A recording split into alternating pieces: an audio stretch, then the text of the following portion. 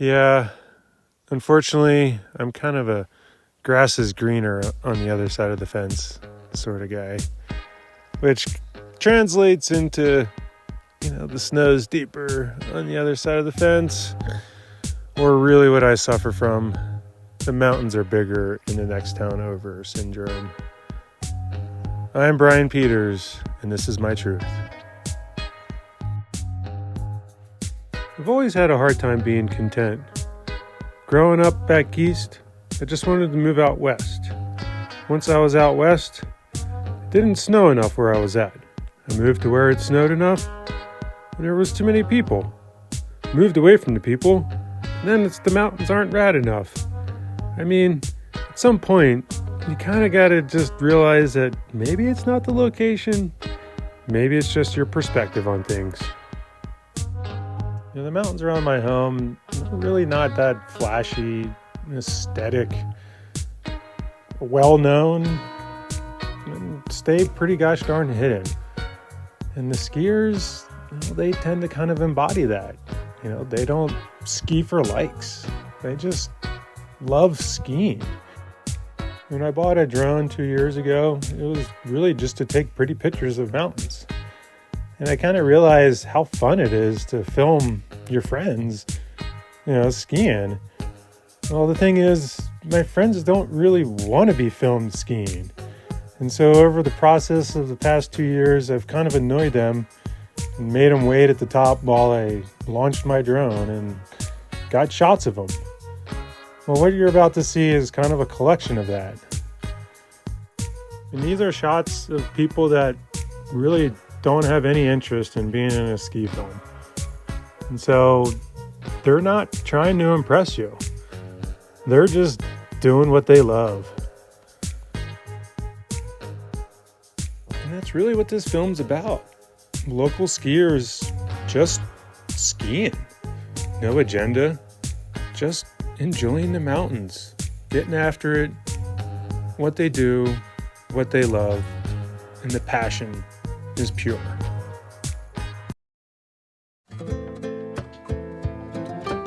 When you're sitting in town, it's really hard to kind of imagine where the skiing is and how good it is. But once you get out there, you really can see the potential. And once you get behind the mountains that are on the horizon, I think having some number-based goals is helpful. And so, skiing 100 days a year, that seems like a good one to try to shoot for. And often it's a bunch more than that. And sometimes, you come up with other numbers like, 500,000 feet of climbing, or, maybe you have a list of lines that you want to ski for the year, and you try to make the promise of trying to ski or skiing, at least a couple of those to add to your list or your library of personal ski memories, so that, again, every time you look out on the horizon, you have these things that you can associate, these experiences that you can associate with those ski days. I just think the adventure skiing out here is really spectacular, and sure, our mountains don't have quite the relief that some other places in the West do, but I think what it lacks in vertical gain and high peaks, we can really make up for with adventure. I feel really fortunate to have fallen in with a small but tight group of skiers here that really took me in when I first moved out here, and were willing to share their knowledge and experience and places that they like to ski, and found ski partners that usually have a similar approach, and they prioritize the skiing over kind of the other stuff. If I was here for the rest of my ski career, I wouldn't be unhappy. I own a business that I'm the sole employee, so lots of responsibility, but with that responsibility is the option of planning my own work days out and prioritizing sometimes the powder. I've kind of shaped my life around skiing and snowboarding, and my profession and career is in welding and metalwork, and in this area in the mountains it becomes sometimes a little seasonal, so I'm able to finagle my own schedule that coincides with good ski days and getting my work done. What I like about our mountains are the lack of people and the lack of just the skin trail. You know, you go to the hill and you're with your friends and you're going to put in that track that day. It's not just like Tahoe or the Tetons where you show up and the skin track's there. It's this historical thing that's there every day, and you climb it and you just go out and do it. Like, it's always a little bit more of an adventure over here. Our mountains may not be as big, but they hold a lot of different types of terrain, and depending on how you're feeling, they can scratch that itch. I think it's the look of it that grabs my attention first, and when I see untouched snow, for one, is a big draw. When I see what nature's left behind after a snowstorm and how I can ride that. I like to look at them ideally. Sometimes you don't get that opportunity, but I look at the mountain and I decide what would be the best way to get down this in the manner that I'm feeling that day. If that means a little faster, then I'll look for the main fall line. If I see features and other things that draw my attention, then sometimes I'm doing some traversing and kind of working down a line to gain access to those features. Stuff, and I'm more into the reward of a good climb and a fun fall line down. And I think I'm just extremely lucky to have found this area where we get a consistent snowpack every single year. We always can find some aspect that's relatively safe, unless it's just absolutely bad avalanche conditions. And it's fun to use tools like your split board, like touring skis, like snowmobiles, to turn an adventure into whatever you want to make it.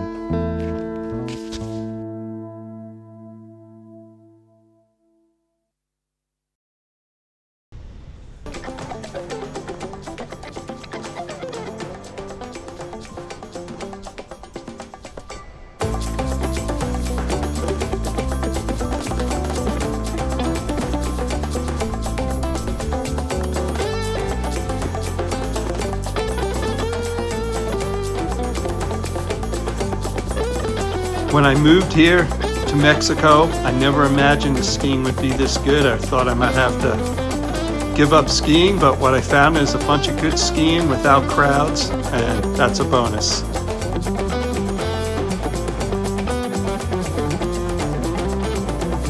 I've been chasing powder in the backcountry for over 45 years.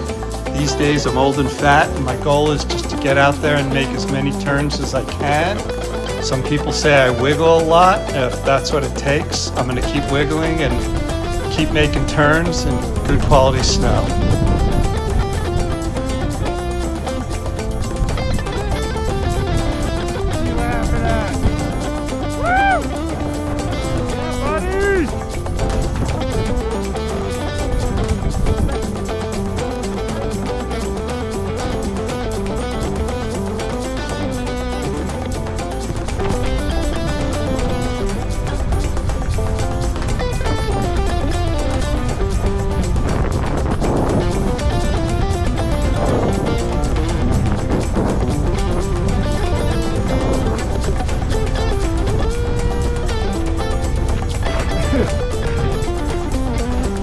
That's good skiing.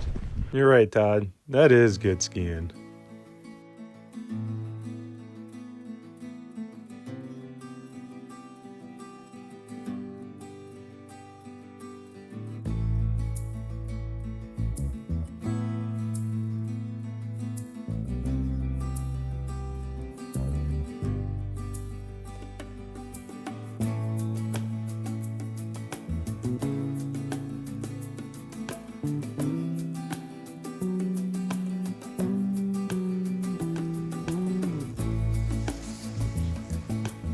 I've always loved winter, and being in the mountains in winter is incredibly special. It's so quiet and peaceful. I'm thankful for every day that I'm out there and try to show appreciation for that. There's so much powder here, which is a ton of fun, but for me, it's always about getting out and finding the adventure. Even if it hasn't snowed in weeks, you can still spend an amazing day outside. The backcountry community here is really different than in a lot of places. There's not a lot of following skin tracks around once you've gone out a few miles. I think that can make it a pretty intimidating place to get into the backcountry, but there's also a deep appreciation for the whole experience. Most of us are in it as much for the slog and for just being outside as we are for finding the coolest lines or the toughest lines. I think that there's a lot less focus on social media posts and who's doing what. I think that we all care about the places we're exploring, enjoy being outside, having fun, and all the different ways to do that. That also provides an opportunity to build a more welcoming community to all kinds of skiers and boarders. That's something I think about often when I'm in the backcountry and have appreciated it being a recent transplant here.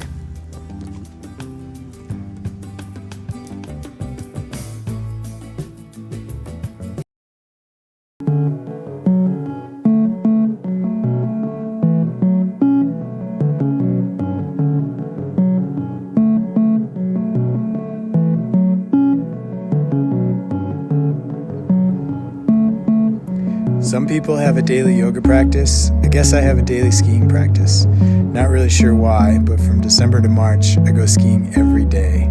If it's raining, or it's dark, or it's tired, I just go skiing and I've never regretted getting out.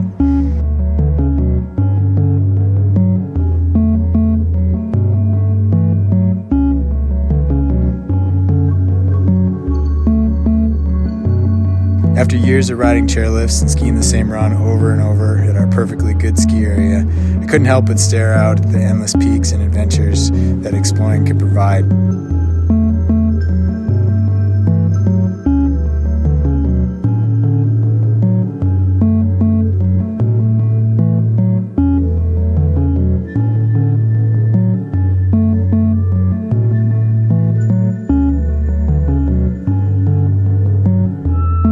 At first glance, we don't really have the sexiest peaks for skiing, but with a little bit of curiosity, ambition, and fitness, this place is a backcountry skier's dream. I don't think that most people, even skiers, realize how much skiing is right outside of town.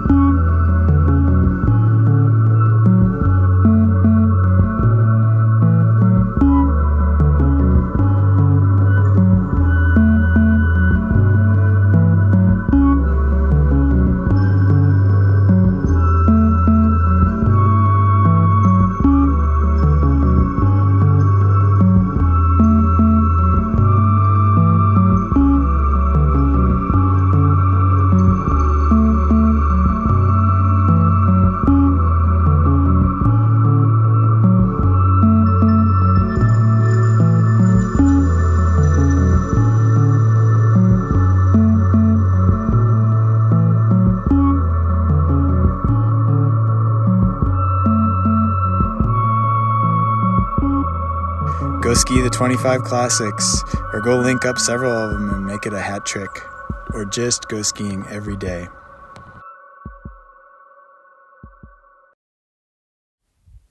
Be here now.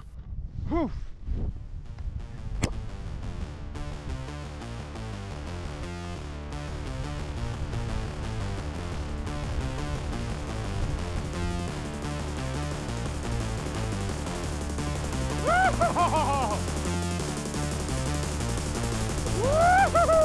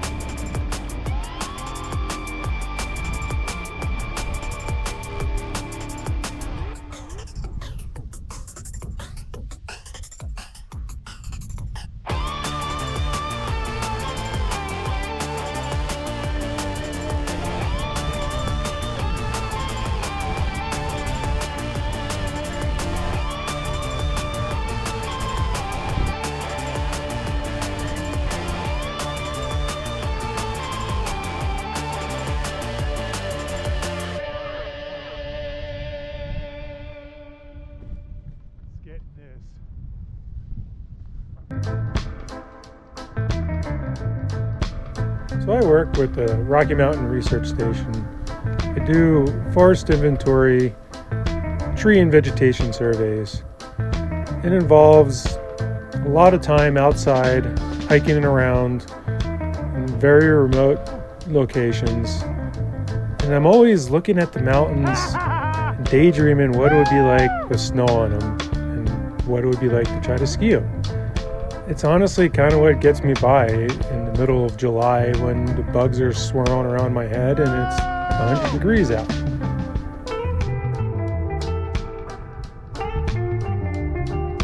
You know, which really lends itself to wanting to ski in places that people just don't really go. And, you know, that's a blessing and a curse, as, you know, you'll hardly ever see anyone.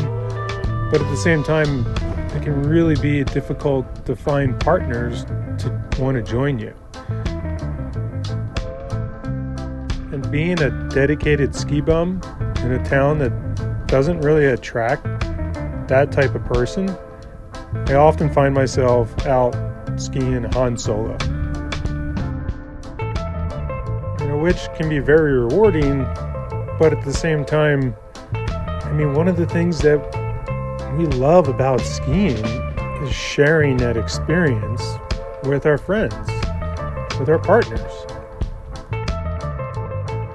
which often creates conflict within myself. You know, I find that I'm choosing between my own selfish desires and objectives and skiing with friends that maybe don't have the time frame or the skill set to join me on that day's mission. You know, and in everything in life, it's a balance, right? And, you know, let's face it, there's nothing better than when you get to watch your friends, like, dial a line and just feel their stoke for what they've been able to do. And then you get to capture it on your drone. I mean, it's pretty cool. Yeah, dog!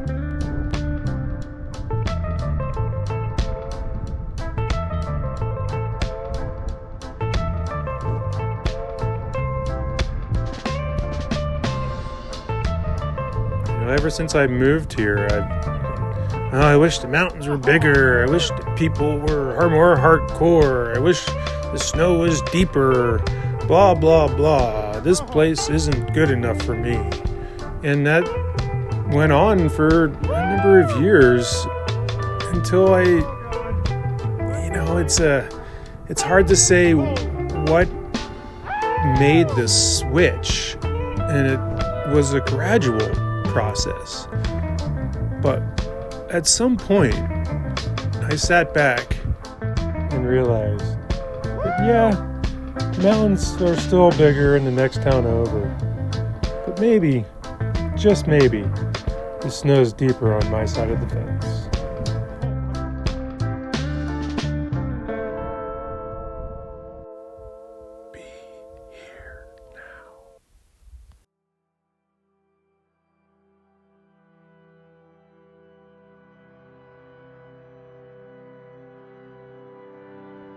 You know, it's been pretty difficult to make a ski movie about an area that doesn't want a ski movie made about it, with partners that don't want to be in a ski movie. But you know what? This film isn't about where and who. It's about just being able to follow your own path and letting go of what society teaches us. If to be cool, you got to do XXX or whatever it is. It's about understanding who you are and being okay with that.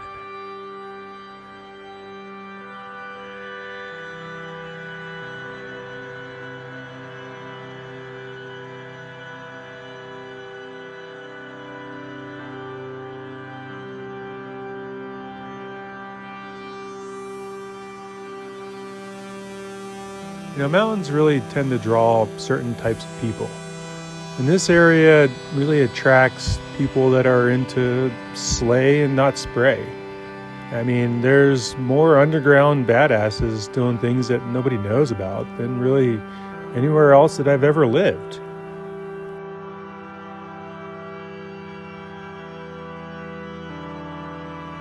And that humble approach to the mountains in life is contagious. When people are doing what they love and not bragging about it, you know it's not for glory, but for the experience. And I find that admirable, and it sets an example for others to follow. It makes it easier to not get swept up in the culture of vanity and machoism. In the age of social media, I can always find someone doing something cooler and in a radder location than me. It breeds feelings of the if-onlys. You know, if only I lived there or had that, I'd be happy. It often creates a negative thought spiral and derails me from being motivated or enjoying the moment that I'm in. Instead, I've been approaching life with an attitude of acceptance and gratitude. Accepting that I get to live in a beautiful area with amazing people, and intentionally engaging in a perception shift that allows me to feel content and happy. Choosing to focus on where I am and being grateful for whom I am fortunate enough to have experiences in the mountains with has helped alleviate FOMO, depression, and that feeling of being inadequate.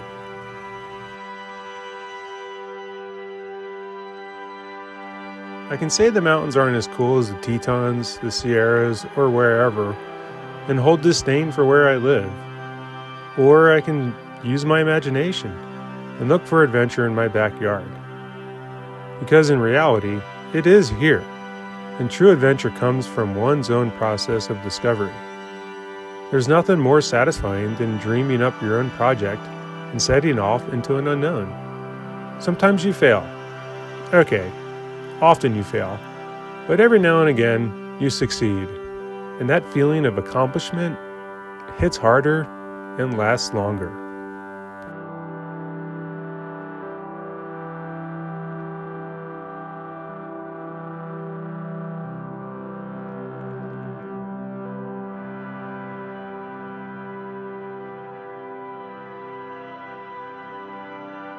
I really hope I've demonstrated that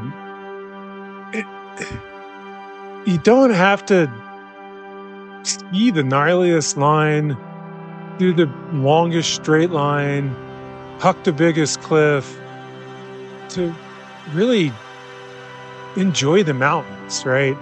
Like each one of these people, we all love skiing for a different reason. And if it puts a smile on your face, well then forget everyone else, right? You know, like are we having a good time? Well then, perfect. Then we're succeeding. And that, you know, that's a main point that doesn't get broadcasted on social media. You know, it doesn't have to be the biggest, doesn't have to be the gnarliest. You just have to enjoy your time. That's it. That's what we're here for.